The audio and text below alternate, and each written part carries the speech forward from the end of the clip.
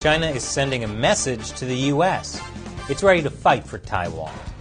Plus, the WHO's China report is a disaster. That and more on this week's China News Headlines.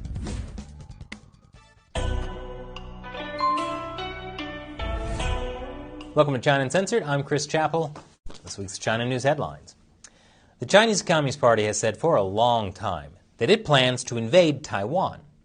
But when it does, the U.S. will probably respond.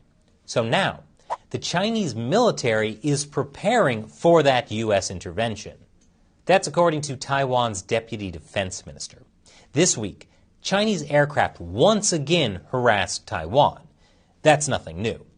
What is new is how they did it. Radar readings show different groups of Chinese jets flew in a pincer pattern, surrounding Taiwan on three sides. And according to my favorite Chinese state-run media, the Global Times, there's a reason.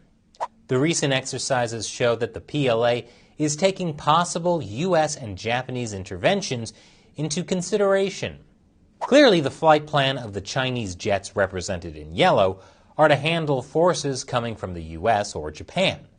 The Chinese fighters also happened to fly over at the same time as the president of Palau and a U.S. diplomat were visiting Taiwan. Wait, what if the Chinese Communist Party is actually afraid of Palau? Maybe they are, because that U.S. diplomat who traveled to Taiwan was John Hennessy Niland, the U.S. ambassador to Palau.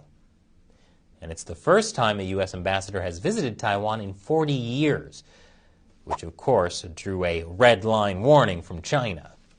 In other angering China news, last week the U.S. and Taiwan signed a Coast Guard deal.